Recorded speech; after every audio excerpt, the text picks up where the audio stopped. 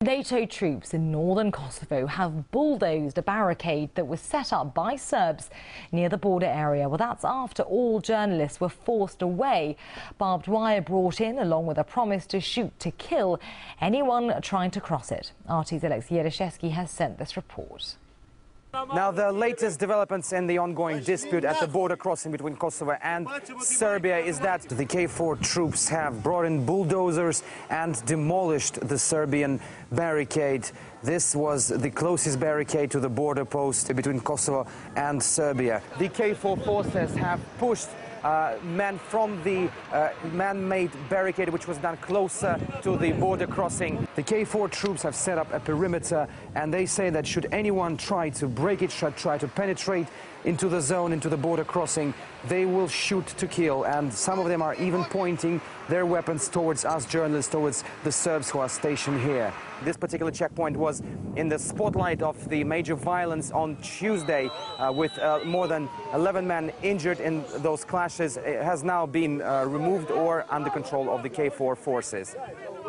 Now, 11 men still remain in hospitals with different wounds. Despite that, the KFOR forces and the NATO claimed that they used only rubber bullets and tear gas grenades to pacify the crowd.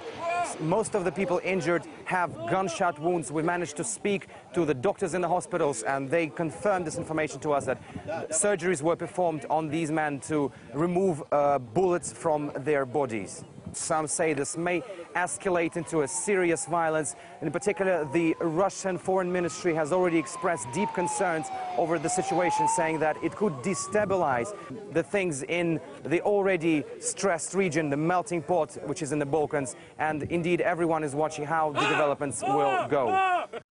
Well, let's discuss these developments now with political analyst Alexandra Pavic, who joins me live now from Belgrade.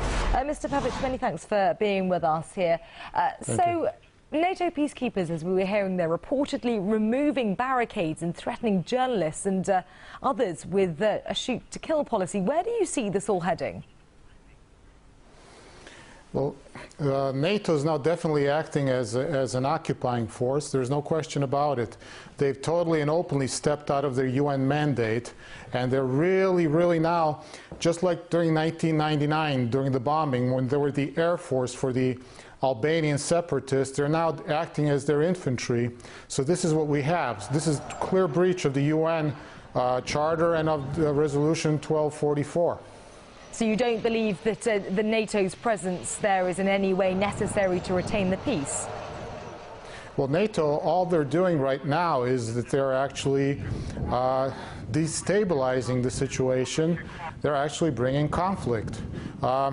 Everything was reasonably peaceful until they gave the green light for Albanian special police forces to forcibly take the administrative border back in July, and ever since then they've been giving them full support. So they're encouraging actually the government in Pristina, headed by Hashim Taci, who is wanted for various charges from organ trafficking to drug trafficking, and they're encouraging him to more violence. So actually they're not a peace factor at all. They're a total factor of war and destabilization. Okay, well, clearly very strong emotions coming out of Belgrade here. Now, when all of this started in the summer, Serbia called on the UN Security Council to respond, but seemingly nothing actually happened. Why do you feel that the UN seems to be paying not much attention to this?